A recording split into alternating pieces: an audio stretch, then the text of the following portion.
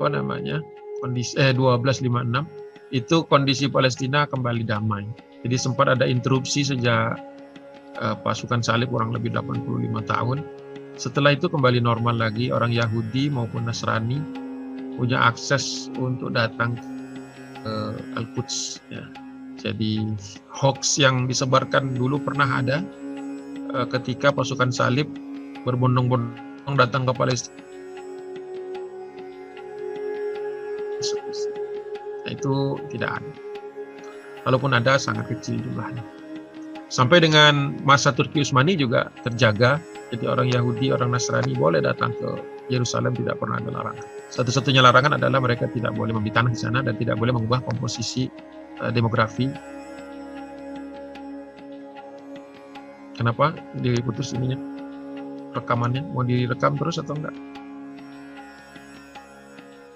Saya tunggu dulu. Tidak Ustaz, mau direkam langsung live. Langsung live ya. Langsung. Direkam. Ya, Zoom. Baik, kurang lebih seperti itu.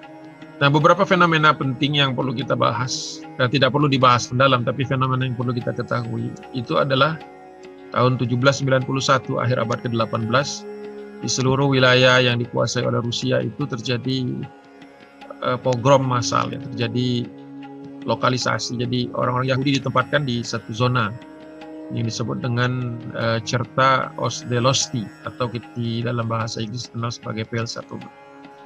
Itu kira-kira kalau kita lihat di peta ini ya, wilayah Rusia sebelah barat berbatasan dengan Polandia. Rusia dulu belum ada Polandia, Prusia, kemudian Silesia dan seterusnya. Kalau sekarang ini kira-kira Romania, kemudian sebagian besar wilayah Ukraina dan ini beberapa negara Baltik. Jadi orang Yahudi itu memang jadi masalah hampir di seluruh Eropa. Bahkan mereka kemudian ya akhirnya memang ini salah satu yang juga nanti dimanfaatkan oleh Zionisme, persekusi atas orang-orang Yahudi. Kemudian 1860 lahir seorang yang bernama Theodor Herzl, kemudian dia nanti sekitar 1890-an setelah usia 30-an tahun terkenal sebagai pendiri Zionisme radikal. Karena sebenarnya Zion itu usaha kembali ke Yerusalem itu sebenarnya sebelum Theodor Herzl sudah ada. Namun prosesnya dalam tanda kutip lah legal gitu ya. Jadi mereka biasanya apply untuk menjadi mendaftar untuk menjadi warga negara Turki, kemudian mereka pindah ke Palestinanya itu secara legal, ya antara legal dan ilegal sebenarnya. Jadi tetapi masih mengikuti beberapa aturan ya, syarat-syarat yang ditetapkan oleh Mutasarrif League Palestina. Tapi setelah Theodor Herzl kemudian muncul, ini menguat pemikiran bahwa Yahudi perlu punya negara sendiri. Tapi sebelum itu, ini Theodor Herzl masih kecil ya, masih muda gitu, sudah ada pergerakan di Jerman yang ingin agar Jerman itu juga bersih dari Yahudi.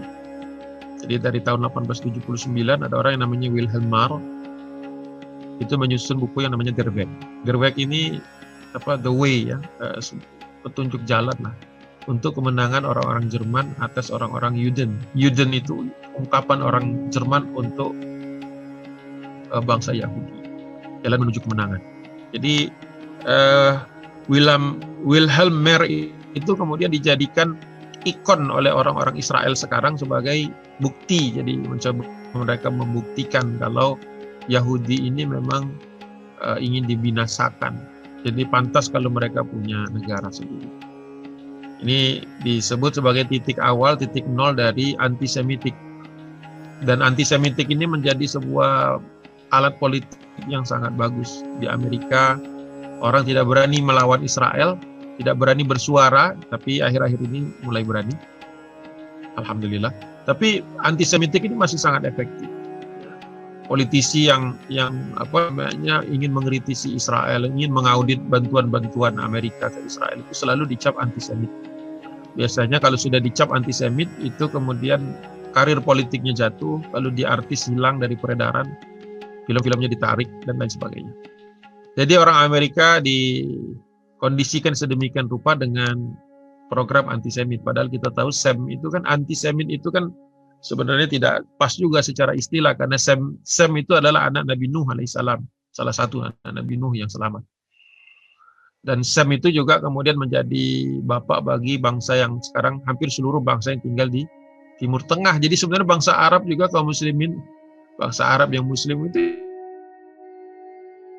sebenarnya Semit ya.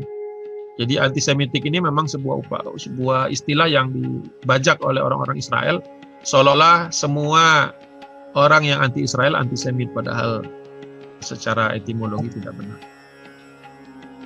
Nah, 1876 sampai dengan 1909 ini adalah era kepemimpinan Sultan Abdul Hamid II. Kepemimpinan, bukan lahir. 1876 itu beliau menjadi sultan, menjadi khalifah. Dan beliau sebenarnya dari awal sudah dihadapi permasalahan-permasalahan pelik, di antaranya adalah adanya kelompok-kelompok sekuler yang nantinya kerjasama dengan Zionis untuk menggulingkan beliau. Ya. Nah, ini kira-kira Palestina di akhir abad ke-19 ya, kurang lebih. Ringkasan, saya katakan ringkasan karena tak mungkin membahas semuanya. Tapi kalau nanti ada pertanyaan-pertanyaan yang mungkin tidak terjawab di sini, nanti akan saya hafal. Kemudian menjelang Zionisme muncul, itu sudah ada gerakan terlebih dahulu yang disebut dengan Aliyah.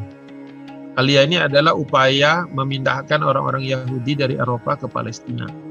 Dan grup yang aktif memindahkan ini sebenarnya jadi begini sederhananya, gimana sederhana ini? Yang mau ke Palestina ini rata-rata orang-orang ortodoks, orang-orang yang religius dalam tanda kutip lah. Tapi yang mengapalkannya, yang bikin perusahaannya, yang memanfaatkan perjalanan, termasuk yang memerasnya, itu rata-rata orang Yahudi yang sekuler. Jadi kayak proyek gitu, diproyekin. Makanya banyak grup namanya yang menggunakan kata-kata Zion sebelum ada Zionisme, yang dikenal sebagai Hibat Zion.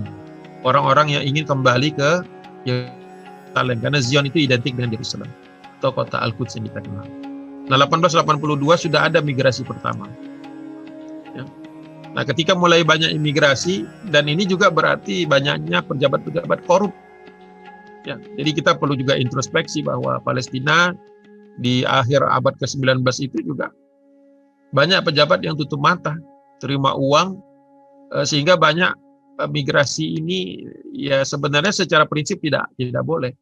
Tetapi namanya pejabat korup gitu ya, dari tingkat bawah sampai ke atas, itu yang membiarkan masuk. Jadi perlu juga kita introspeksi bahwa memang ada kelemahan dalam hal ini, integritas pejabat. Ya, walaupun tidak semua, tapi ada. Ya, melihat demografi berubah, maka di tahun yang sama menunjukkan betapa signifikannya imigrasi gelap ini. Maka dikeluarkan undang-undang baru. 1882 itu Sultan Abdul Hamid mengeluarkan undang-undang baru. Walaupun sempat kontroversial karena di parlemen sekuler itu banyak juga yang jadi begini, pemikiran sekuler itu kan sederhananya adalah tidak lagi mengatur ruang-ruang publik dan ruang-ruang bertempat dengan aturan-aturan agama. Sebenarnya intinya itu ya, sekularisasi. Jadi ketika program untuk mencegah orang-orang Yahudi masuk ke Palestina ini juga banyak juga di parlemen yang sekuler itu. Jadi 1882 sebenarnya sudah ada lampu kuning sudah ada. Bahwa ini demografi kalau berubah maka akan terjadi masalah. Itu sudah tahu dari zaman Umar bin Khattab, dari zaman Nabi sallallahu alaihi wasallam kan. Ketika orang Yahudi jumlahnya masih mayoritas di Madinah, mereka melakukan makar dari Banu Qainuqa, Banu Nadir sampai Banu Quraidah. Itu pun Banu Nadir kan diizinkan keluar ya, nggak jauh-jauh dia ke Khaybar kan, bikin masalah lagi di Khaybar dan seterusnya. Makanya ketika Umar bin Khattab masuk ke Filistin kan menerima penyerahan itu, dilarang oleh Umar adanya perpindahan manusia ke Palestina, khususnya orang-orang Yahudi. Itu pakemnya. 1892 bentuk kemajuan teknologi, ada jalur kereta antara Yerusalem dengan Jaffa, dan ini juga perusahaan yang membangun ini sebenarnya perusahaan-perusahaan yang melihat peluang bahwa nanti ke depannya akan dibutuhkan railroad, jalur kereta api untuk menyebarkan Yahudi ini secara cepat. Makanya kalau kita lihat di Palestina itu jalur-jalur kereta api itu dibangun cepat sekali di 1892, lebih cepat daripada rel kereta api yang nantinya dibangun dari Damaskus ke Madinah. 1892. 1894 di Eropa terjadi tragedi besar yang mungkin perlu kita catat, yaitu tragedi yang disebut dengan, bukan tragedi, kasus yang dikasuskan oleh orang-orang Yahudi. Ada kasus namanya kasus Dreyfus. Ya, Dreyfus ini nama orang, Alfred Dreyfus Letkoll, keturunan Yahudi yang dipersekusi di angkatan bersenjata Perancis. Sempat di blow up oleh media massa yang dikuasai Yahudi, oleh Zionis lah terutama, yang pro Zion, dan kemudian ini menjadi suatu presiden bahwa orang-orang Yahudi yang tadinya dipersempit ruang geraknya untuk masuk ke dunia militer akhirnya diperbolehkan. Makanya nanti Inggris, Perancis, bahkan Jerman itu secara politik kemudian tunduk kepada isu antisemit ini, sehingga membiarkan dan memperbolehkan Yahudi untuk membentuk kesatuan kecil, yaitu setingkat batalion gitu, di angkatan bersenjatanya masing-masing. Dan ini nanti akan menjadi sebuah sarana yang efektif bagi negara Israel untuk mendapatkan warga negara yang berpendidikan dan sekaligus terlatih secara militer. Nanti akan sangat genting ketika kita bicara tahun 1948 dan 49. Ini kira-kira suasana yang perlu kita ketahui dari pilihkan ya, memang sebenarnya panjang banyak itu. Tapi ini yang kira-kira signifikan mempengaruhi tahap berikutnya dari Zionisme. Nah, Zionisme lahir tadi saya sudah sebut bahwa lahir dari pemikiran Zionisme radikal, Itu lahir dari pemikiran Theodor Herzl. Theodor Herzl ini aktivis politik besar di Austria-Hungaria, walaupun konon kabarnya saya belum temukan bukti-buktinya bahwa dia ini sebenarnya juga punya KTP atau tanda pengenal, tanda penduduk ya, kartu tanda penduduk Turki sebenarnya. Jadi dia bisa balik ke dalam Turki ini waktu di awal pergerakan itu belum dihambat. Dia menulis buku atau suatu tulisan baru dibukukan mungkin akhir-akhir ini atau ketika berdiri Israel sebenarnya, yang diberi judul Der Judenstaat. Der Judenstaat ini, Juden itu atau Juden itu adalah Yahudi, Staat itu adalah negara. Jadi dia melawan arus sebenarnya, arus pemikiran Zionis waktu itu. Habat Zion tidak pernah terfikirkan membangun negara gitu, tapi mempopulasi Palestina,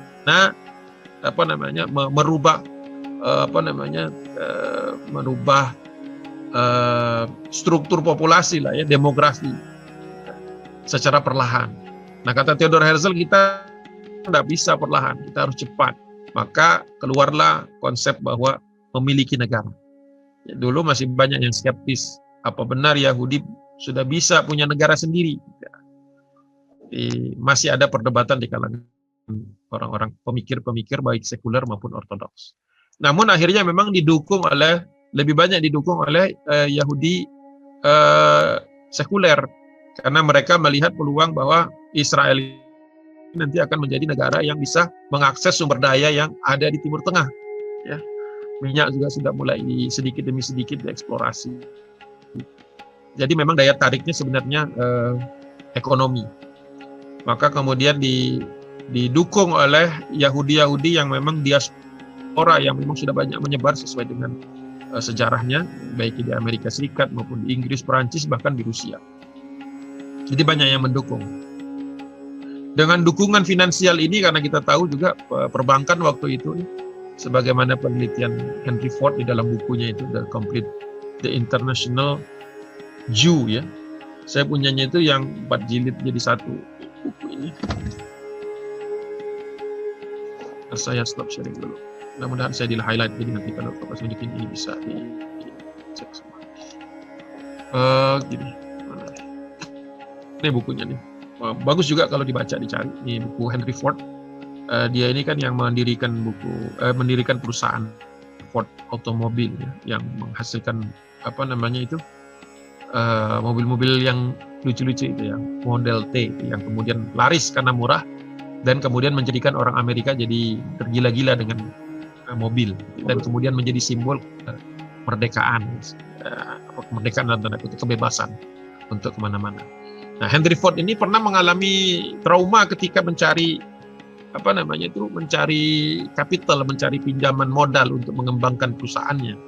Nah, itu datang ke beberapa bank swasta di Amerika, tapi selalu mendapatkan kesulitan. Akhirnya dia melakukan penelitian, mencari tahu ya, kenapa bank-bank ini banyak mempersulit dia. Ternyata dia temukan bahwa hampir semua bank di Amerika Serikat itu adalah bank yang memang terkait dengan jaringan finansial Yahudi di Eropa. Dia melakukan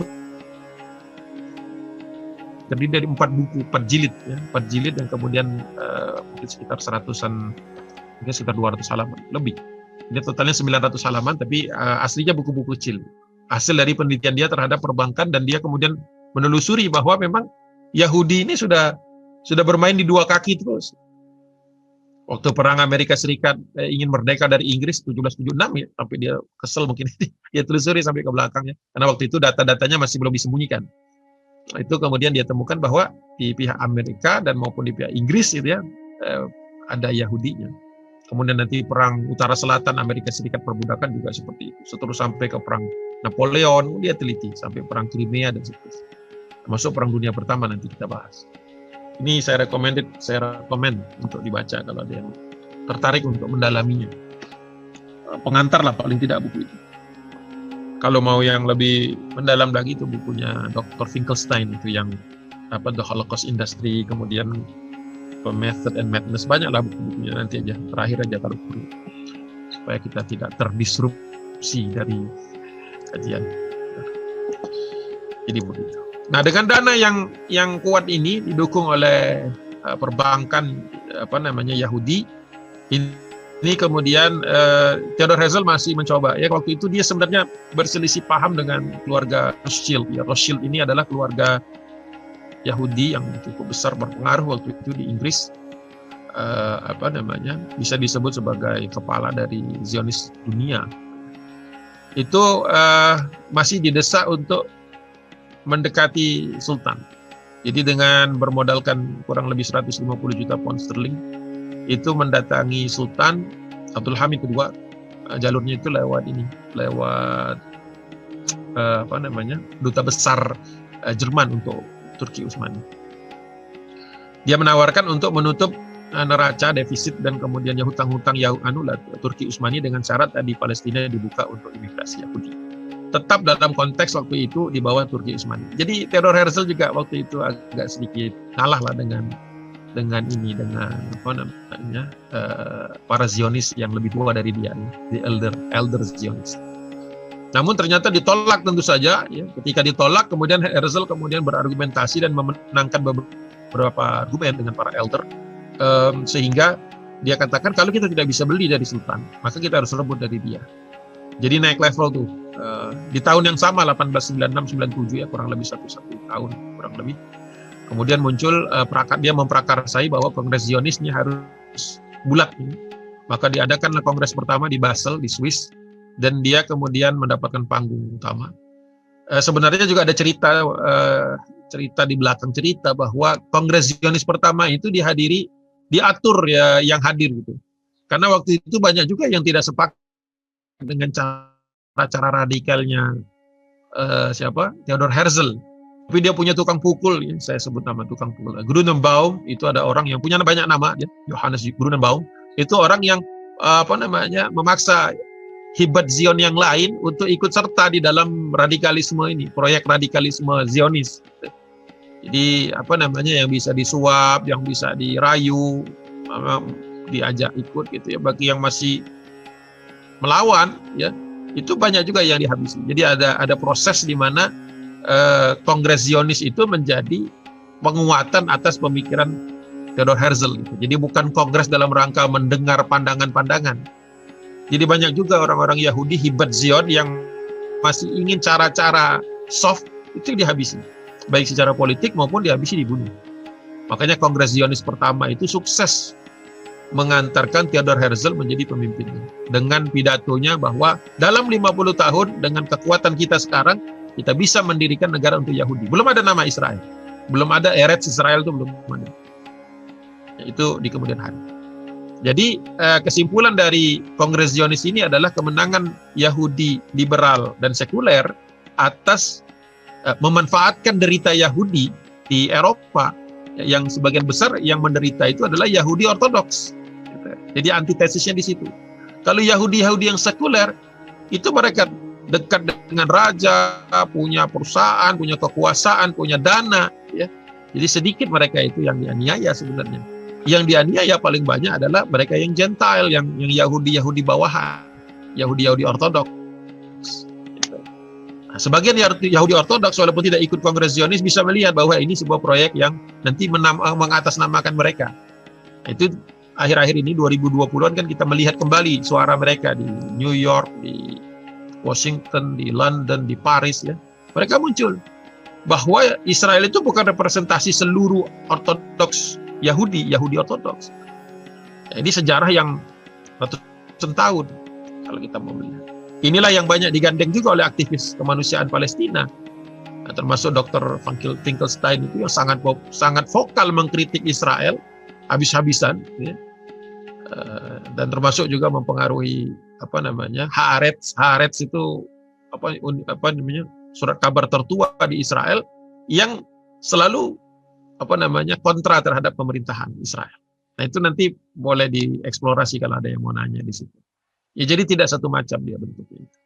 Tapi waktu itu Theodor Herzl sukses memanfaatkan derita orang Yahudi, dalam tanda kutipnya deritanya, karena memang banyak masalah di antara mereka, bahkan dari sejak jatuhnya Andalus juga kan, Raja Ferdinand, Ratu Isabel itu juga kan bukan hanya mempersekusi kaum muslimin, tapi juga orang-orang Yahudi.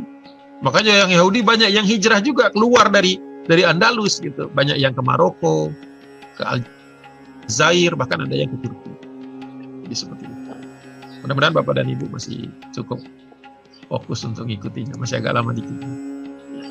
Nah, tahun 1901 Zionisme mendirikan suatu semacam pengumpulan dana internasional, Jewish National Fund namanya. Ya. Dan kemudian dari situ dikumpulkan dana cukup besar. Jadi kekuatan dana mereka ini memang fantastis ya untuk sebuah bangsa yang sebenarnya dipersekusi. Di 3 tahun setelah pengumpulan dana keluar migrasi Aliyah yang kedua ya.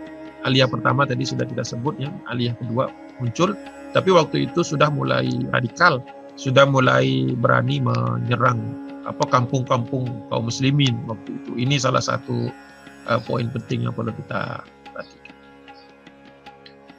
Nah, kemudian tahap kedua adalah menjatuhkan Sultan Abdul Hamid. Maka Zionisme ini kemudian menggandeng Turki muda, ya, orang-orang yang sebenarnya sekuler juga sama seperti mereka. Jadi ada sekulernya Yahudi ketemu dengan sekulernya Muslim. Ikatannya bukan agama, tapi ikatannya sekularisme, kecintaan kepada dunia intinya, dan ingin memisahkan agama dari kehidupan dunia. Nah, ketika mereka bertemu ya di Paris, di Wina, dan lain sebagainya, kemudian mereka kembali kan ini adalah orang-orang yang disekolahkan keluar untuk mengejar ketertinggalan secara teknologi, tapi kemudian di brainwash kepalanya. Ketika mereka kembali ke Turki, mereka bikin perkumpulan namanya Turki Muda. Sebenarnya Turki Muda sudah dibuat sejak dari Perancis, tetapi kemudian diteruskan di Turki. Nah, salah satu efek destruktifnya adalah mereka kemudian berhasil menguasai parlemen, dan parlemen mengeluarkan dekret ya, semacam surat untuk pemakzulan terhadap Sultan Abdul Hamid II. Itu tahun 1909. Nah, sejak itu sebenarnya sudah meluncur ke bawah. Ya, meluncur ke bawah karena Sultan Abdul Hamid II itu digantikan dengan Sultan Mehmed V Rashad, dan Sultan Mehmed V Rashad ini orang yang tidak seintens Sultan Abdul Hamid II. Jadi power itu banyak lepas dari tangannya ke tangan para Turki muda ini, Enver Pasha, Talat Pasha, dan satu lagi itu Jamal Buyuk Pasha. 3 orang ini yang efektif mengambil kekuasaan sebenarnya dari tangan Sultan. Jadi walaupun ada Sultan Mehmed V Rashad, Mehmed ke-6 Wahiduddin, sampai yang terakhir Abdul Majid itu yang kedua, itu kekuasaan sudah di tangan orang-orang Turki muda, walaupun masih menggunakan simbol-simbol kekhilafahan. Jadi 1909 sebenarnya sudah tidak lagi di tangan khalifah. Keputusan. Di tahun yang sama Tel Aviv dibuka, kota kota yang sudah katakanlah kota yang menjadi ibu kota sementara orang-orang Zionis. Karena target mereka Zion. Tapi untuk sampai ke sana mereka bangun Tel Aviv dulu. Tel Aviv itu di pinggir pantai dan paling mudah memasukkan imigran-imigran dari berbagai belahan dunia lain. Dan pada tahun 1909 ini ditinggalkan sudah metode-metode aliyah, beralih ke non-aliyah atau kibbutz. Nah, kibbutz ini nanti didanai oleh Jewish National Fund dan ini akan menjadi semacam benteng-benteng kecil. Jadi ketika orang-orang Yahudi itu membangun kibbutz, membangun semacam koloni, ya, settlement gitu, itu mereka kemudian mempersenjatainya, membangun benteng, dan di dalam benteng itu, di dalam wilayah itu ada pertanian, ada perkebunan dan sebagainya. Jadi mereka bisa tahan dalam beberapa tahun. Jadi mereka ketika membangun perkumpulan kibbutz-kibbutz itu sudah siap untuk perang. Dan ini yang telat disadari oleh kaum muslimin, khususnya yang ada di Palestina. Nah, tahap kedua sudah. Jadi tahap kedua Sultan Abdul Hamid sudah jatuh. Tahap ketiga, tidak serta-merta Palestina jadi milik Zionis. Perlu ada sebuah transfer kekuasaan. Nah, yang paling efektif adalah untuk merebut wilayah ini dengan melalui perang. Maka diaturlah sedemikian rupa supaya terjadi perang besar, yang kemudian dikenal sebagai Perang Dunia Pertama. The war to end all wars, katanya. Perang yang nantinya akan menghentikan perang-perang yang lain. Tapi sebenarnya itu hanya kebohongan saja. Perang itu meletus tahun 1914 dan Turki karena sudah tidak lagi dipegang oleh Sultan, maka pengambilan keputusannya gampang dipengaruhi. Ya.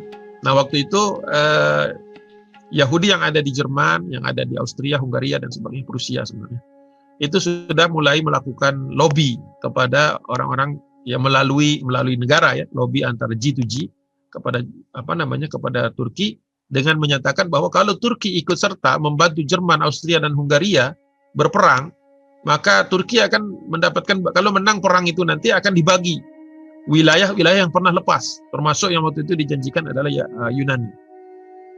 Akhirnya setuju tanpa melakukan proses yang pemikiran lebih panjang.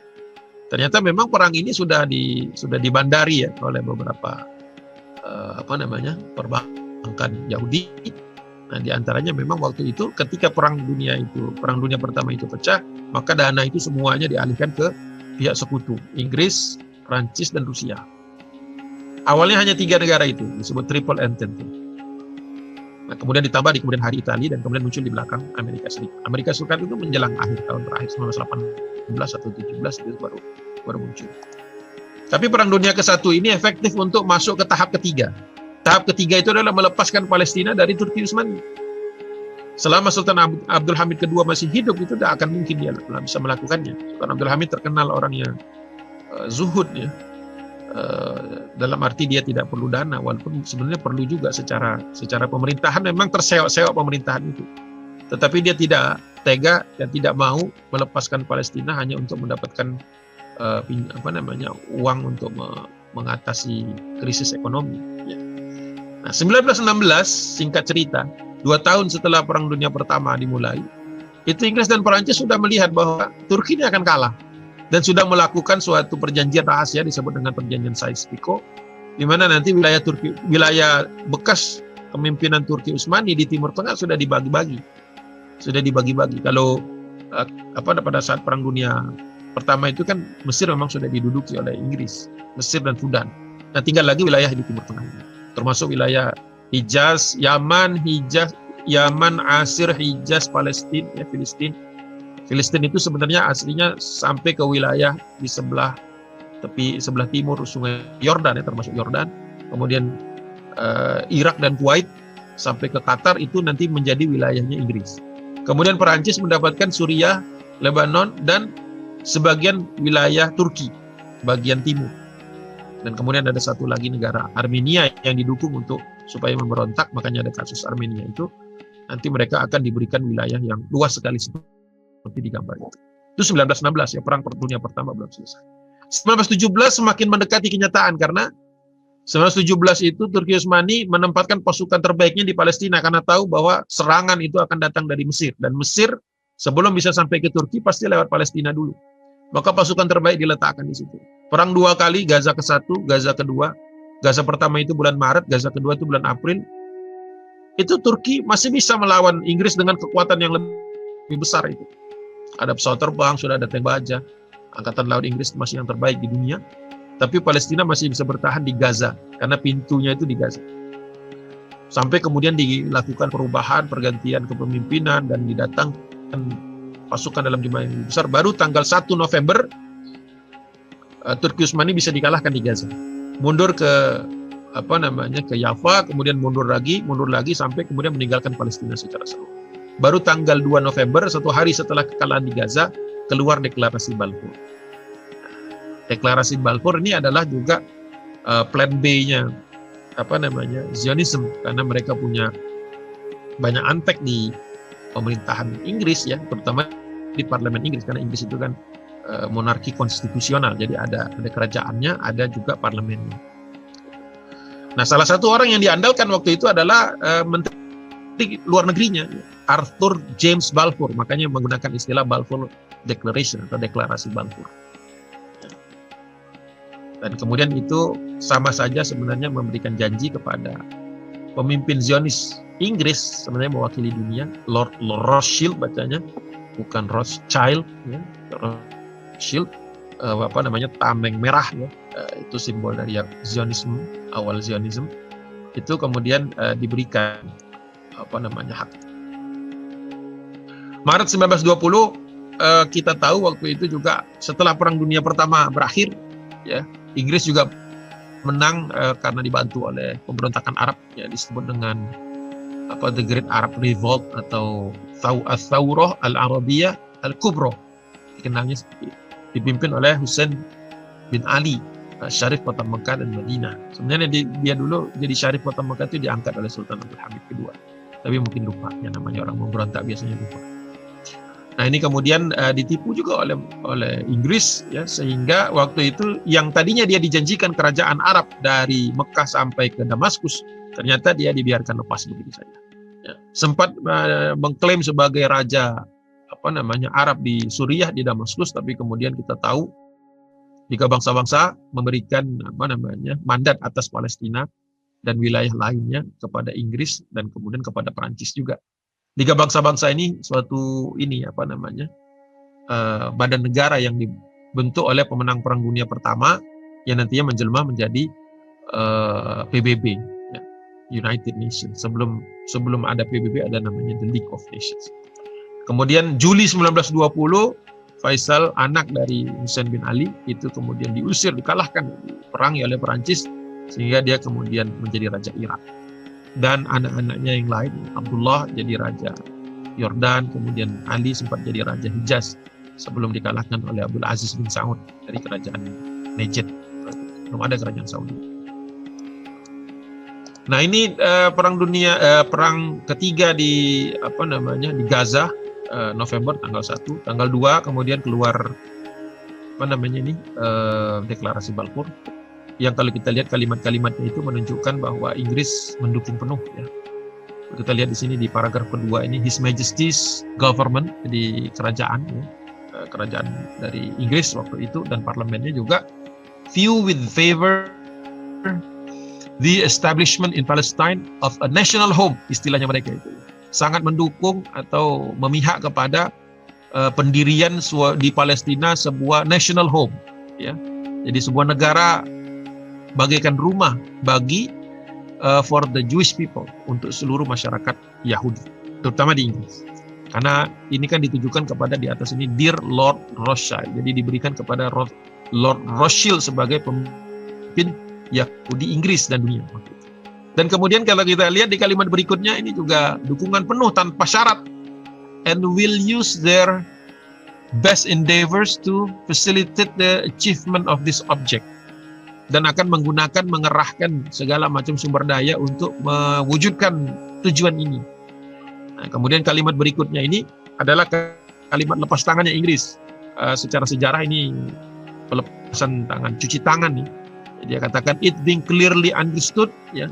Kami memahaminya bahwa, atau menurut pandangan kami, that nothing shall be done, tidak akan ada upaya-upaya yang ke arah which may prejudice, yang akan menghalang-halangi ya akan membeda-bedakan the civil and religious rights, hak-hak sipil dan hak-hak religius of existing. Tidak disebut muslimnya. Walaupun kaum muslimin 1917 masih mayoritas penduduk Palestina. Orang-orang Yahudi itu hanya 25%, tapi dia sebutkan di sini ya hak-hak sipil dan hak-hak keagamaan of existing non-Jewish communities in Palestine. Ya, hak-hak keagamaan komunitas lain selain Yahudi di Palestina. Padahal waktu itu Yahudinya minoritas, tapi digambarkan, dibahasakan seolah-olah mereka sudah mayoritas. Ya. Dr. Finkelstein mengatakan bahwa deklarasi Balfour ini cacat secara hukum. Kenapa cacat secara hukum? Perang Dunia Pertama belum selesai. Belum ada perjanjian tentang bagaimana wilayah-wilayah yang lepas. Ya. Turki Utsmani masih berdiri sebagai pemilik sah Palestina itu sebelum Perang Dunia Pertama. Tapi deklarasi Balfour ini menyalahi itu semua, bahkan menyalahi beberapa resolusi Liga Bangsa-Bangsa, di mana wilayah itu harusnya jadi mandat, bukan diserahkan untuk orang-orang Yahudi. Ya, tapi ya, yang menang perang akan mendikte. Yang menang perang yang akan mendikte bagaimana akhir dari peperangan itu. Politik ini ya. Nanti silakan dibaca itu perjanjian Versailles 1919, 1920, itu banyak sekali perjanjian-perjanjian yang tidak melibatkan negeri kaum muslimin. Kenapa? Karena Liga Bangsa-Bangsa waktu itu belum beranggotakan negara-negara muslim. Dari Maroko masih dijajah Perancis, Maroko Barat dijajah Spanyol, ya, Sahara itu. Kemudian geser lagi ke timur itu kan Aljazair juga, Aljazair, Tunisia dijajah Perancis. Jadi negara jajahan semua enggak punya suara di Liga Bangsa-Bangsa. Libya dikuasai Italia. Mesir, Sudan, ini saya geser dari barat ke timur ya, secara geografis. Mesir, Sudan, Inggris. Palestina masih di bawah Inggris. Palestina, Yordan, Suriah, semua di Timur Tengah itu agak ke selatan sedikit ada kerajaan Najd juga muncul dan berkuasa dan bisa survive dan bisa mengalahkan Hussein bin Ali, juga dibantu Inggris. Yaman waktu itu sedang diduduki Inggris. Hadramaut, Oman mungkin agak sedikit semi-independen, tapi juga tetap di bawah protektorat Inggris. Jadi hampir seluruh negara Teluk itu eksis karena ada Inggris. Geser lagi ke timur lagi. Kalau Turki Utsmani kita nanti bahas secara terpisah ya. Jadi mereka kalah perang juga. Kemudian geser lagi ke timur, ada, kalau sekarang kan Pakistan, India, Bangladesh, itu kan muslimnya banyak. Dulu British India, jadi Inggris juga. Geser lagi ke bawah, ketemu Malaysia, Singapura, Brunei, Federasi Malaya, Inggris juga. Indonesia dari mungkin Aceh waktu itu belum seluruhnya lah tunduk, tapi 1917 sudah berhasil, jadi Snokkorgornya sudah berhasil. Dari Sabang sampai Merauke, Belanda. Jadi kalau kita tarik gitu ya, gak ada satupun negara kaum muslimin yang terrepresentasikan di Liga Bangsa-Bangsa. Jadi ketika jadi mandat, kemudian nanti partisi, resolusi 181 dan seterusnya, memang belum terwakili. Jadi pertama kalah perang, kemudian kalah perang, kemudian kehilangan kekhilafahan, dipecah jadi negara-negara kecil, selesai. Sama sebenarnya seperti sekarang, kurang lebih. Jadi itu akar permasalahannya di situ. Ketika kita tidak kuat secara militer, tidak kuat secara ekonomi, tidak kuat secara politik, selesai. Ya, selesai semuanya. Nah, apa abad setelah itu, setelah Perang Dunia Pertama, atau 3 dekade setelah Perang Dunia Pertama? Ada perlawanan dari kaum muslimin, ada. Tetapi kita tahu perlawanan ini sporadis. Sporadis dan tidak terukur, ya, berbeda dengan pergerakan Zionisme yang sudah punya tahapan-tahapannya. Jadi kita memang mungkin ini salah satu kelemahan kita, ya, hilangnya persatuan. Kemudian 1921 muncul milisi-milisi yang kita tahu memang sudah dilatih dan terlatih secara militer. Mereka sudah pernah ikut Perang Dunia Pertama. Ada Jewish Battalion di Inggris, di Perancis, bahkan di Rusia. Ya, jadi mereka ketika datang ke Palestina, walaupun statusnya milisi, sama-sama orang sipil, tapi punya background militer. Jadi ketika kaum muslimin ogah bahas kekuatan seperti ini, itu kita sama aja menyerahkan leher kita kepada lawan-lawan kita, walaupun belum kelihatan. Dulu juga orang-orang Palestina nggak nyangka tahun 1920 dalam 28 tahun kemudian berdiri Islam. Gak ada yang nyangka. Sama. Mungkin negara-negara Islam sekarang juga nggak nyangka.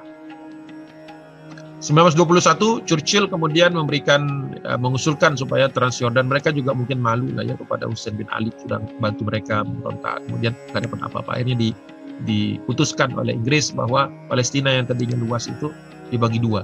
Palestina yang kita kenal sekarang plus wilayah yang ada di sebelah timur Sungai Yordan disebut dengan Transjordan. Ya, muncullah di sini kemudian Haji Amin al-Husaini sebagai mufti Yerusalem dan mengepalai konsili tinggi Muslim. Ya. Dan ini memang waktu itu salah satu penyeimbang karena mungkin Inggris juga tidak semuanya pro Zionis, ada juga di antara politisi-politisi partai buruh itu yang melihat bahwa Inggris terlalu condong kepada Zionisme. Ada juga di dalam, walaupun minoritas dan kalah jumlah, ada juga di kalangan pejabat-pejabat Inggris itu yang ingin memberikan pengimbangan. Walaupun mungkin rasa bersalah mereka, atau ini perseturuan politik mereka. Tapi yang jelas waktu itu muncul Haji Amin al-Husaini, dan beliau ini termasuk yang nantinya banyak berpengaruh terhadap kemerdekaan Republik Indonesia. Tapi tidak bisa bahas sekarang. Kalau bahas sekarang habis waktu. Juni 1922 melalui white paper dengan deklarasi Balfour itu maka dibagi dua nih, ya, wilayah. Jadi wilayah Palestina yang tadinya sebesar ini dibagi dua. Wilayah yang sebelah barat Sungai Yordan, wilayah sebelah timur Sungai Yordan ini disebut Transjordan, dan wilayah yang sebelah barat disebut Palestina. Nah, Palestina ini sendiri di bulan Juni itu sudah mulai, ini juga perseteruan politisi-politisi Inggris ya, antara yang pro-Zionis dengan yang tidak pro-Zionis. Makanya kita melihat juga di Inggris Raya, British itu kan ada Irlandia. Di situ kalau kita lihat kan Irlandia sekarang termasuk yang sangat pro Palestina.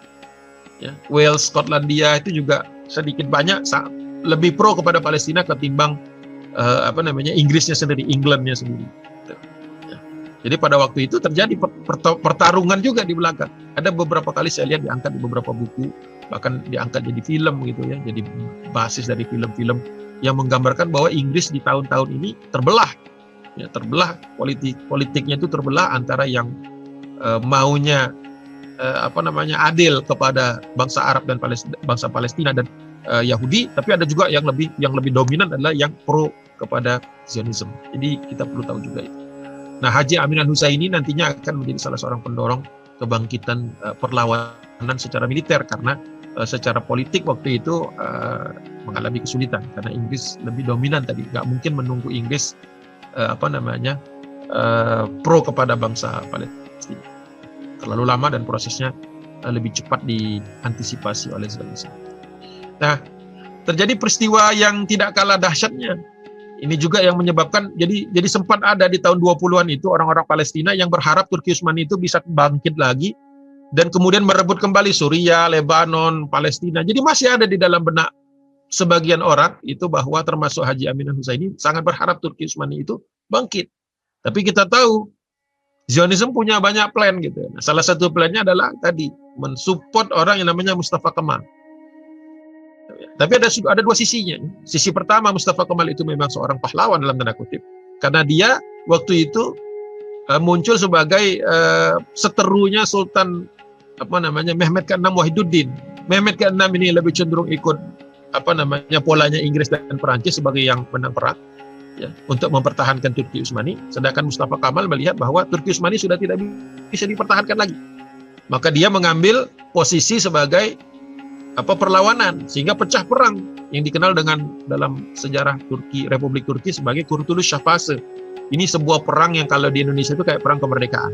Karena Republik Turki waktu itu di sebelah timurnya sudah hampir sebagian besar wilayah itu diduduki oleh Yunani, sebagian selatan itu Prancis dan Italia, kemudian di timur ada ancaman Armenia.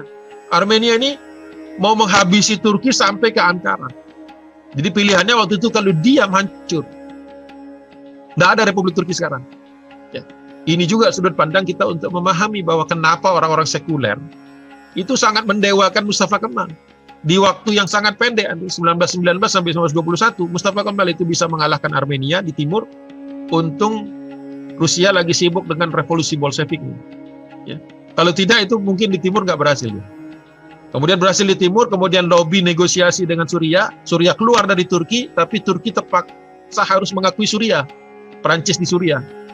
Ya. Tapi waktu itu konsentrasi pasukannya dipakai semuanya ke barat untuk melawan Yunani. Maka perang besar dengan Yunani. Yunani itu hampir menang. Tapi di akhir-akhir Mustafa Kemal jenius secara militer menurut saya. Itu memenangkan peperangan di Dumlupinar. Walaupun pasukannya sangat sedikit. Dari situ dia berhasil mensecurekan Republik Turki dan dia kemudian menjadi presiden yang Perdana Menteri pertama. Presiden yang pertama. Maka dia kemudian menjadi orang yang sangat didewakan. Tapi dia termasuk di dalam jaringan Zionism dan Freemason. Sebenarnya dia secara terbuka mengatakan bahwa dia member dari Freemason. Freemason sangat dekat dengan Zionism. Nah, salah satu yang kemudian dia lakukan adalah menghapuskan kesultanan. 1 November 1922. Jadi hampir pupus tuh semangat orang-orang Palestina melihat Turki Utsmani sudah dipreteli. Ya. Sempat kemudian muncul upaya dari Raja Hussein untuk mengklaim dia sebagai khalifah di kota namanya As-Sun'ah. Saya lewat waktu di Yordan, tapi banyak orang nggak tahu, orang Yordan sendiri banyak yang sudah tidak tahu tentang itu. Tapi kemudian beliau tidak mendapatkan dukungan.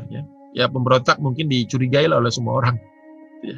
Kemudian 3 Maret melihat ini, kemudian Mustafa Kemal meningkatkan lagi kebengisannya dengan cara menghapuskan kekhilafahan. Seluruh anggota Turki Utsmani diusir. Tapi sebenarnya memang sebagian besar anggota keluarga Turki keluarga Utsmani sebagian besar sudah sekuler juga gitu. Jadi ketika diusir itu memang sebagian besar memilih Eropa. Ada beberapa yang memilih Mesir.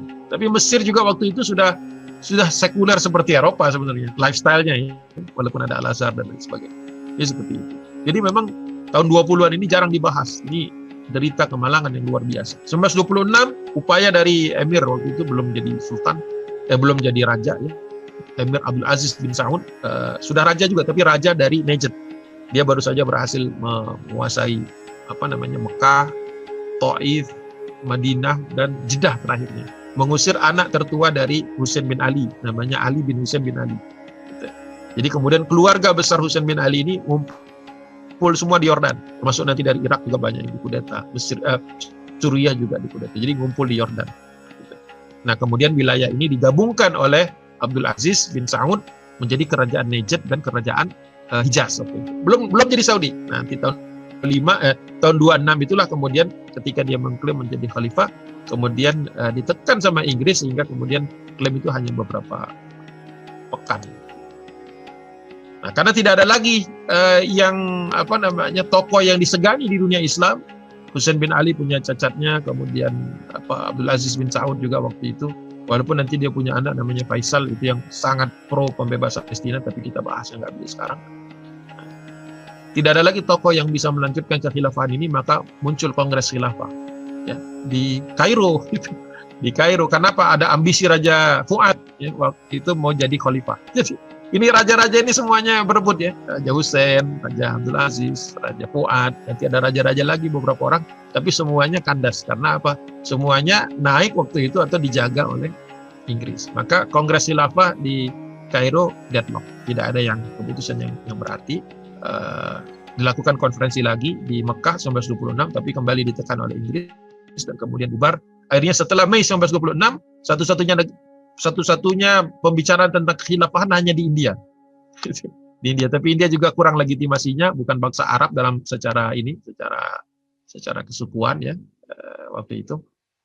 Maka hilang fokus semuanya. Sempat di Batavia juga, tapi pembahasannya nanti terlalu jauh. Nah, kapan kemudian muncul bangsa Palestina kemudian sudah tidak lagi bisa berharap kepada banyak. Jadi sejak tahun 1920-an itu sebenarnya sudah 1926 lah bulan Mei itu sudah tidak lagi bangsa Palestina sudah tidak bisa lagi berharap kepada Turki sudah hilang, kepada Yordan punya masalah, kepada Hijaz dan Najd juga ada masalah, kemudian dengan Mesir juga ada masalah. Akhirnya mereka memutuskan mau tidak mau kita angkat senjata sendiri. Nah, di era inilah kita kenal Izzuddin Al-Qassam Syekh ya, bukan yang satuan Hamas. Kita nggak akan nyampe ke situ pembahasan kita, terlalu panjang kisah, terlalu jauh periode ini. Nah, muncullah perlawanan militer baik dari orang-orang Palestina yang ada di Palestina maupun bangsa-bangsa Arab yang ada di bangsa Palestina yang ada di negara Arab yang lain. Nah, perlawanan bersenjata itu pemicunya adalah ketika orang-orang Yahudi memaksa menjadikan tembok karat atau tembok ratapan mereka itu menjadi bagian dari wilayah mereka, ya, atau meminta perlindungan khusus. Terjadi disebut pertempuran Buraq, ya, kalau kaum muslim menyebutnya pertempuran Buraq, yaitu karena di atas tembok ini kan tempat Nabi SAW, karena Rasulullah Muhammad SAW itu menambatkan atau buraknya ditambatkan di situ oleh Jibril alaihissalam sebelum Mi'raj. Makanya disebut tembok burak di atas itu. Tapi orang-orang Yahudi menyebutnya sebagai tembok ratapan, Wailing Wall. Nah, peperangan ini kemudian menyebabkan Inggris juga akhirnya waktu itu turun tangan, ya, karena memang waktu itu Yahudi hampir kalah. Jadi Inggris ini bimbang terus, ya. Kadang-kadang bantu Zionis, kadang-kadang terlihat seperti bantu kaum muslimin, tapi kadang nanti kalau Zionis hampir kalah bantu lagi. Jadi kelihatan sebenarnya ambivalen. Dan ini mencerminkan juga dinamika politik di London, gitu. Di Inggris.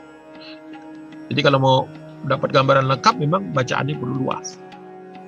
Yang kondisi seperti itu. 1930 Oktober keluar lagi laporan Hope Simpson sama white paper versinya Pressfield.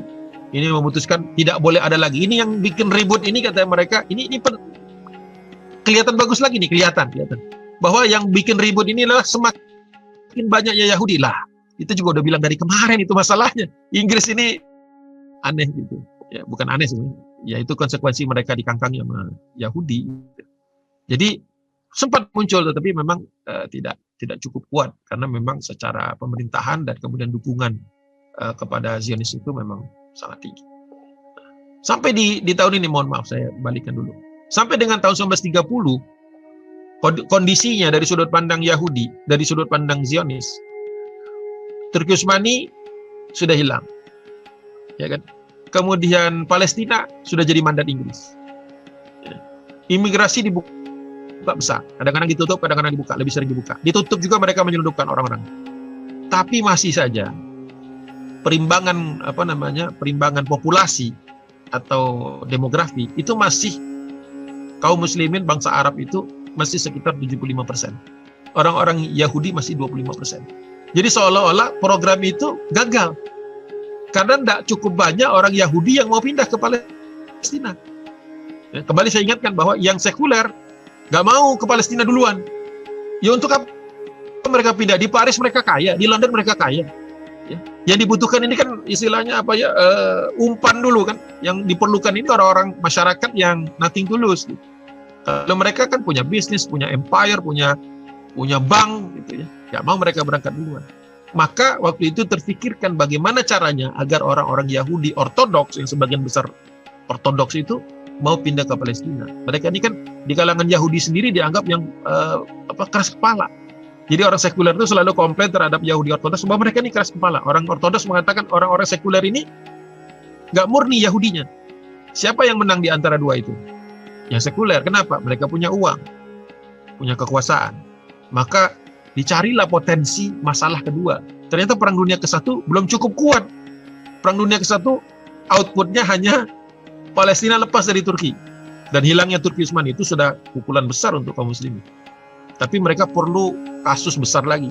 Maka muncullah prospek itu di Jerman. Di Jerman lagi muncul partai namanya Nasdaq. Partai Nazi lah katakan. Nasionalis Sosialis Parti. Ya, partai sosialis nasionalis. Nah, partai ini kemudian dikuasai oleh Adolf Hitler. Adolf Hitler ini mengkudeta sebenarnya Nasdaq. Tapi dia yang berkuasa. Sempat menjadi pembahasan di dalam Kongres Zionis. Ada orang namanya Hitler benci sekali kepada Yahudi. Bagaimana tindakannya? Mau dimatikan dari awal atau dibiarin besar? Setelah difikirkan panjang oleh mereka, ini teror Rasul sudah mati ya. Ini sudah penerus-penerusnya ya, David Ben Gurion dan sebagainya. Yitzhak, orang-orang pendiri-pendiri Israel. Mereka memikirkan bahwa kalau Hitler ini diberikan kesempatan untuk berkuasa di Jerman, dia bisa mengobarkan perang. Dan perang ini bahkan besar, lebih besar dari Perang Dunia Pertama. Dan efek positifnya dari sudut pandang orang-orang Yahudi adalah, orang-orang Zionis adalah, ini akan menjadi sebuah malapetaka besar di mana Yahudi nanti tidak ada satupun yang akan mau tinggal di Eropa. Maka kemudian didukunglah. Walaupun sebenarnya waktu itu proyeknya agak sedikit berisiko. Kalau Hitler menang total, maka pupus semuanya. Tapi kalau Hitler bisa dikalahkan akhirnya, maka efek positifnya bisa mereka raih, yaitu penghancuran terhadap semua yang berbau Yahudi di Eropa, sehingga mereka tidak ada pilihan lain kecuali bertolak ke Palestina. Gitu. Jadi cerita Perang Dunia Kedua dan naiknya Hitler itu adalah orang Zionis Yahudi sekuler mengorbankan Yahudi Ortodoks. Jadi yang paling banyak dibantai Yahudi Ortodoks. Ya. Tapi kemudian yang untung adalah Yahudi sekuler Zionis. 1 September 1939 Perang Dunia meletus. 1941, 42 itu masih ketar-ketir. 1942 setelah Hitler mulai kalah di Rusia, di Stalingrad gitu, mulai kelihatan bahwa Jerman ini bakal kalah. Ya, tahun 42 terjadi juga sebuah conference orang-orang Yahudi di New York yang menyatakan bahwa perlunya segera Yahudi punya negara di Palestina.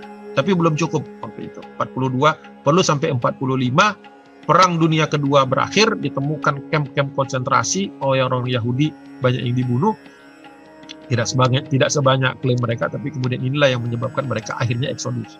Jadi misinya tahap keempat dan tahap kelima itu adalah berhasil. Jika membuat kekacauan sekali lagi di Eropa, Perang Dunia 1944, Partai Buruh di Inggris juga waktu itu sudah setuju bahwa kalau bisa orang-orang Yahudi ini setelah Perang Dunia Kedua ini semuanya lah pindah ke Palestina, karena mereka tahu betapa beratnya, karena banyak juga yang lari ke Inggris dari Jerman, banyak yang lari ke Inggris, dan itu menjadi beban untuk orang-orang Inggris. Jadi perlu juga Palestina, makanya Inggris ayo cepat-cepat aja. Tapi Inggris nggak bisa lepas karena status pemegang mandat Palestina masih ada. Nah, melihat pola ini, kemudian bangsa Arab mulai berinisiatif untuk membuat Liga Arab. Dia agak telat nih, telatnya sekitar 30-an tahun untuk menyaingi Liga Bangsa-Bangsa. Tapi ya terlambat lebih baik daripada tidak sama sekali. Nah, waktu itu Liga Arab menyatakan agar bangsa Palestina bersiap-siap. Kalau betul-betul Yahudi mendirikan negara di Palestina, harus perang habis-habisan. Ya, karena migrasinya banyak dan seterusnya. Saya selesaikan dengan cepat slide ini. Tanggal 29 November 1947, PBB melihat bahwa ini sudah sangat penting, ya, peperangan ini sangat kelihatan di depan mata, maka dikeluarkan resolusi 181 merekomendasikan partisi, membagi Palestina menjadi dua negara. Yang pertama disebutkan di sini wilayah, kemudian yang biru, yang abu-abu ini adalah wilayah Arab, dan Yerusalem dianggap sebagai kota terbuka. Jelas ini tidak bisa diterima oleh kaum muslimin Palestina, karena apa? Ini seperti membagi rumah kita berikan kepada pencuri atau yang secara menguasai secara paksa. Dan ternyata resolusi 181 juga ditolak sama Israel. Belum Israel ya, dari waktu itu masih Zionisme. Karena mereka masih menolak ini karena menurut mereka di tahun 1947 Yahudi yang datang ke Palestina itu jauh lebih banyak daripada setelah Perang Dunia Pertama. Dan menurut mereka ini tidak proporsional. Kurang ajar itu begitu. Ini tidak proporsional karena menurut mereka wilayah yang abu-abu ini, 30% wilayah abu-abu ini wilayah Zionis, wilayah Yahudi, tidak boleh diberikan kepada Arab. Jadi mereka bukan hanya minta ruang tamu, ibaratnya kalau rumah itu, tapi ruang tengah, bahkan tempat tidur, ruang tidur dan sebagainya. Tentu saja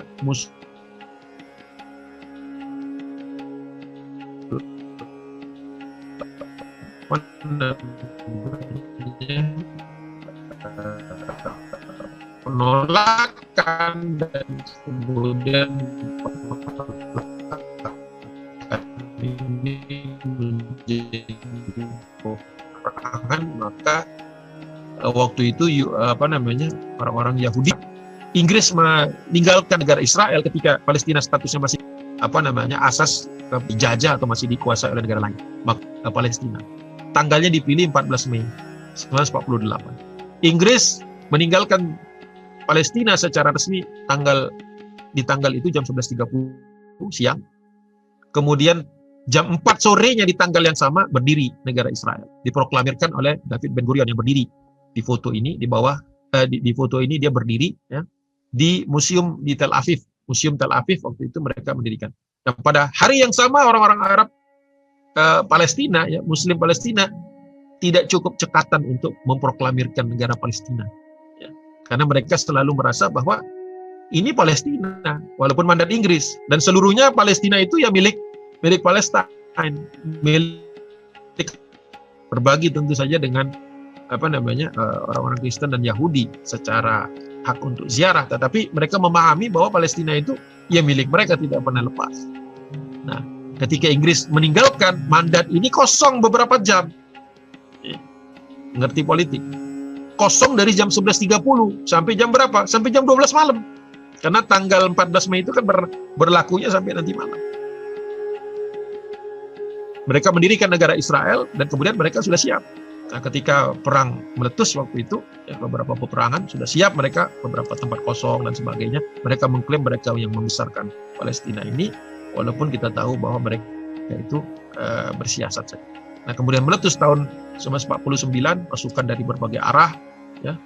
Waktu itu peperangannya itu sebenarnya secara jumlah dimenangkan oleh kaum muslimin yang datang dari Lebanon, dari Suriah, walaupun Syria akhirnya nggak jadi perang, dari Yordan dan dari Irak, sedikit pasukan dari Saudi juga datang lewat Suriah tapi terhambat. Kemudian dari Mesir yang paling banyak. Nah, kondisi ini kemudian menimbulkan tentu saja ketika Israel kemudian sedikit demi sedikit memenangkan peperangan itu, banyak bangsa Palestina yang kemudian hijrah ke Lebanon, ke Yordan, ke Syria, bahkan ada yang sampai ke Mesir. Nah, ini kira-kira gambaran penyebarannya itu. Ya. Ini serangannya. Kemudian nanti kalau kita panahnya kita balik, inilah wilayah yang nantinya orang-orang Palestina hijrah. Paling banyak mereka yang hijrah ke arah Yordan, ke arah Mesir. Dan ini kemudian akhirnya ada peran juga. Ketika Mesir menyerang, waktu itu pasukan Mesir kan jumlahnya sedikit. Sehingga waktu itu Raja Faruk, waktu itu bukan Fuad lagi, meminta masyarakat Mesir untuk memobilisasi. Salah satu yang mengambil peran besar waktu itu adalah Gerakan Ikhwan, yang kemudian berkontribusi dengan 3 batalion. Mereka hampir saja menang sebenarnya di wilayah Gaza dan di Bir Sab'ah itu, tapi Raja Faruk waktu itu melihat bahwa ini gelagat buruk. Jadi mereka khawatir kalau misalnya pasukan Mesir ini, apalagi yang milisinya yang menang, itu akan menjadi presiden buruk. Dia takut akan terjadinya kudeta di Mesir. Maka akhirnya pasukan ini diputuskan untuk berhenti. Bahkan banyak juga perintah-perintah yang waktu itu muncul untuk menghancurkan batalion-batalion Ikhwan itu. Dan ini awal masa keretakan antara Raja Faruk dengan Gerakan Ikhwan di Mesir. Ya.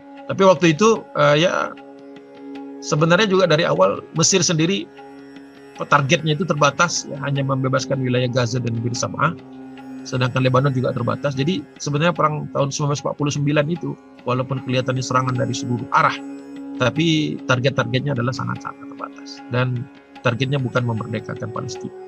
Jadi mungkin satu-satunya yang masih ideal waktu itu hanya batalion-batalion ini. Ada juga batalion-batalion relawan dari Suriah, dari Irak yang ingin agar Palestina itu berdiri sendiri, tapi kebijakan itu tidak disetujui oleh negara masing-masing. Ini yang menyebabkan tahun 49 itu gagal. Itu mungkin dalam waktu yang singkat ini, kalau diteruskan nanti bablas waktunya. Mudah-mudahan apa yang saya sampaikan bisa dipahami. Kalau ada pertanyaan nanti silahkan ditanyakan saja secara langsung atau ditulis. Billahi taufiq wal hidayah. Assalamualaikum warahmatullahi wabarakatuh. Waalaikumsalam warahmatullahi wabarakatuh. Baik, Ustaz, jazakallahu khair. Silakan Bapak-bapak atau ibu-ibu atau para jamaah yang ingin bertanya tak di kolom chat bisa langsung sambil nunggu jamaah yang bertanya, Ustaz. Berarti ini case Israel ini salah satu proyek playing victim terbesar ya, Ustaz, jabat ini, Ustaz, ya. Karena dengan bisa playing victim karena mereka bisa meng-create perang pertama dan perang dunia pertama dan kedua, ya, Ustaz, ya. Ya.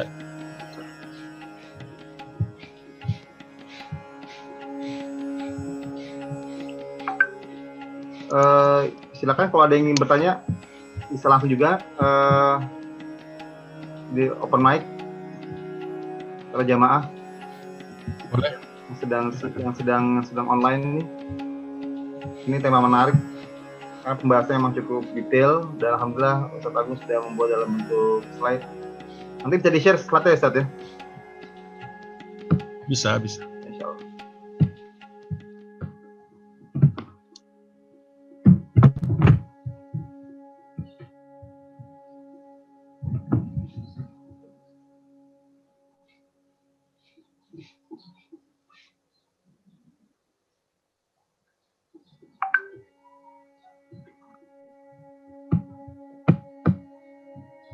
Gimana, ada yang mau sampaikan pertanyaan?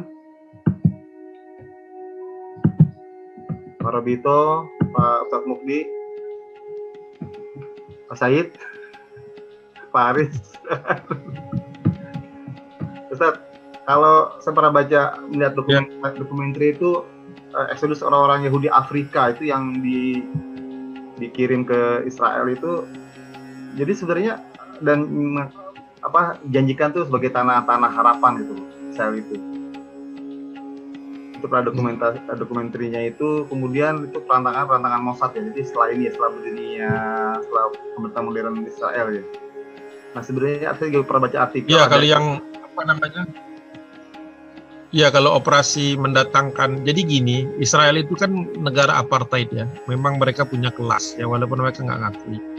Jadi mereka kan seperti negara-negara Teluk awal lah, ketika membangun seperti Qatar, Uni Emirat Arab, itu kan mereka membangunnya kan butuh tenaga kerja yang banyak. Orang Arabnya sendiri jumlahnya kurang. Makanya banyak yang datang dari Pakistan, dari India, dari Sri Lanka, dari Bangladesh untuk membangun, bisa dikatakan benar-benar bangun dari nol. Negara-negara Teluk yang kelihatan mewah itu dulu dibangun oleh tenaga kasar sebenarnya, dan mereka masih ada di sana. Ya sebagian masih ada. Nah sama ketika Israel ini dibangun juga mereka kan elitis negaranya itu. Jadi ada kelas Zionis, ada kelas. Jadi sampai mereka punya klasifikasi. Kalau yang lahir di kibbutz itu lebih kelas ningrat gitu. Kalau orang yang lahirnya di kibbutz, karena itu kan berarti lahir dari anak yang lahir dari orang tua, ayah dan ibu sama-sama Zionis. Ya. Itu kelasnya pasti lebih. Makanya sekarang kalau kita cek itu perdana menteri itu yang baru-baru itu sebagian besar lahirnya di kibbutz. Kalau lahirnya di luar kibbutz itu darahnya nggak asli, nggak murni itu. Jadi mereka punya goyim istilahnya. Itu tapi mereka mentok juga ketika mereka harus bangun Israel ini kan butuh tenaga kasar kan, istilahnya begitu. Samalah.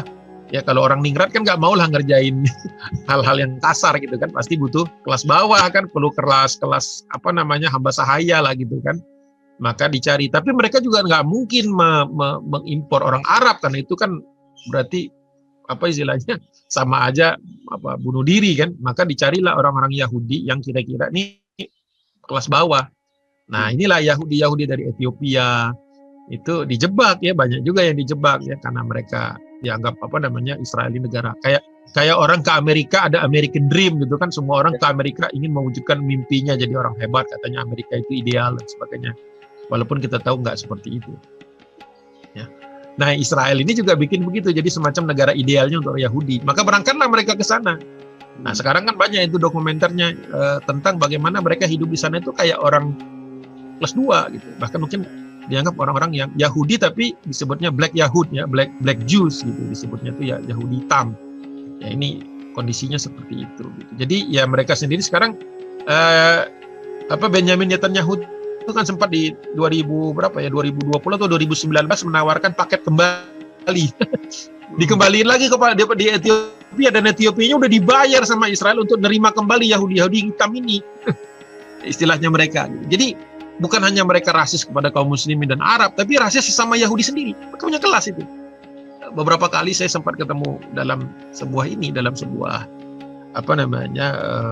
katakanlah conference gitu ya di Eropa, ketemu orang-orang Yahudi yang itu tadi merasa underprivileged gitu. Jadi dia mengatakan ya kami di sana dianggap kelas 2. Saya nanya kelas 1-nya siapa? Oh itu yang ortodoks dia sebut, walaupun dia keliru sebenarnya. Ortodoks juga banyak yang kelas 2.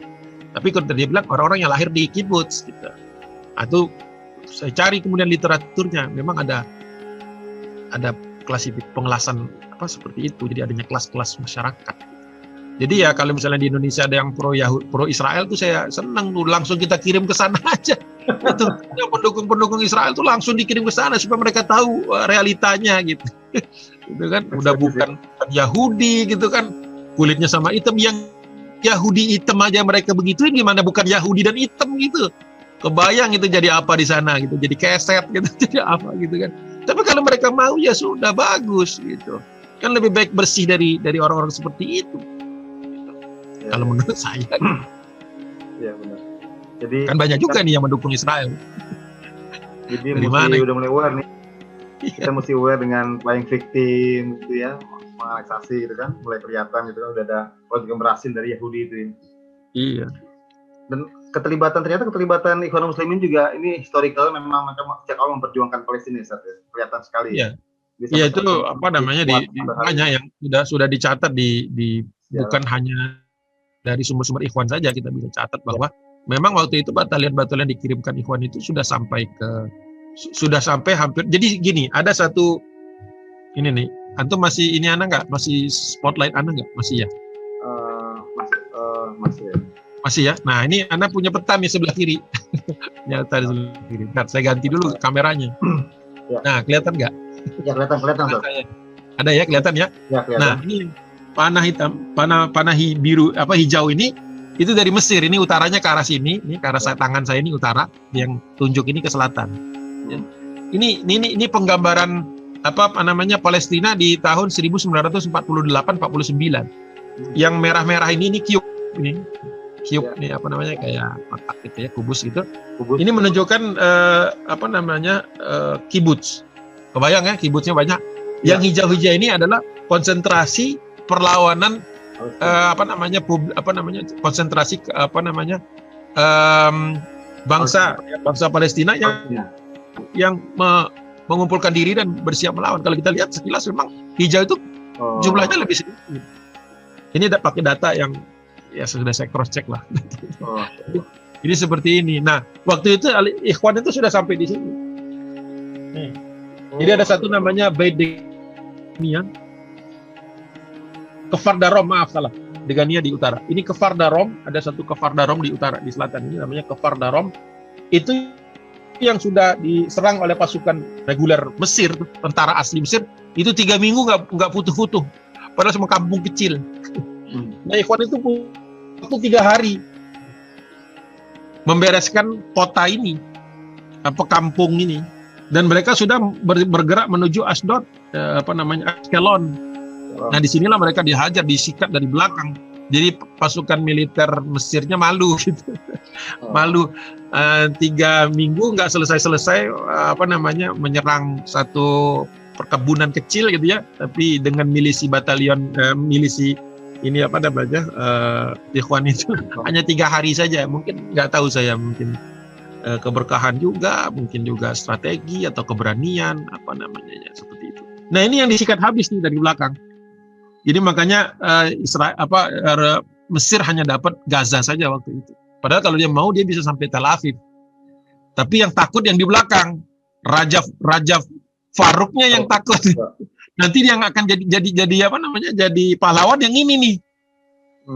Ya, tapi akhirnya dia juga jatuh kan ya ketika 1952 kan terjadi kudeta oleh Muhammad Najib dan Jamal Abdel Nasser.